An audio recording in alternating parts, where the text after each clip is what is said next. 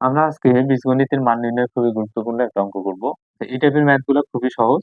তো আপনারা যদি বিস্তারিত করতে চান তাহলে বিস্তারিত করবেন, আবার শর্টকাটেও করা যায়। তো প্রথমে আমরা বিস্তারিত করার চেষ্টা করি। তাহলে এস স্কয়ার বি স্কয়ারে আমরা ডিরেক্ট যদি অনুসিদ্ধান্ত বসাই, যেহেতু প্লাসের মান দেওয়া আছে তাহলে ভিতরে প্লাস, বাইরে কি হবে মাইনাস। এখানে স্কয়ার কয়টা, ডাবল স্কয়ার, তাহলে এবিও দিবেন আপনার কত, ডাবল মানে 2ab। এটা কাটা যাবে।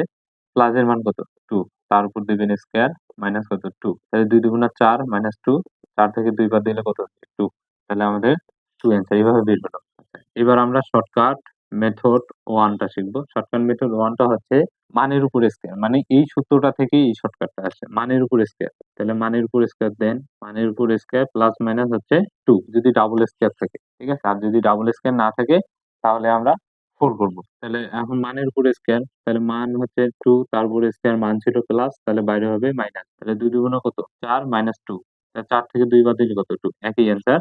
আরেকটা আমাদের শর্টকাট মেথড আছে, সেটা হচ্ছে যে এটা খুবই সোজা, এখান থেকেই করি আমরা, যে x plus one by x এর মান হচ্ছে কত 2। যখন x plus one by x এর মান 2 দেওয়া থাকবে, তাহলে নিঃসন্দেহে আপনার চোখ বন্ধ করে ধরে নেবেন এক্স এর মান কত হবে 1। তাহলে এখানেও এক্স এর মান 1, এখানেও এক্স এর মান 1, তো 1 কে 1 দ্বারা ভাগ করলে 1ই হবে। এই জন্য এক এক যোগ করলে কত হয় 2। তাহলে এখানেও আপনারা সেম কাহিনী করেন, 1 এর উপর স্কয়ার বাই 1 তার উপর স্কয়ার, তাহলে একই তো, 1 এর উপর স্কয়ার দিলেও 1, 1 এর উপর স্কয়ার দিলেও 1, 1 এর সাথে 1 গুণ ভাগ যাই করেন 1ই হবে। তাহলে 1 আর 1 কত 2। দেখেন 3টা নিয়মে আমরা করলাম। আশা করি আপনারা ম্যাথটা খুব সহজে বুঝতে পারছেন। তাহলে এই টাইপের ম্যাথ আসলে আপনারা নিমেষেই করতে পারবেন।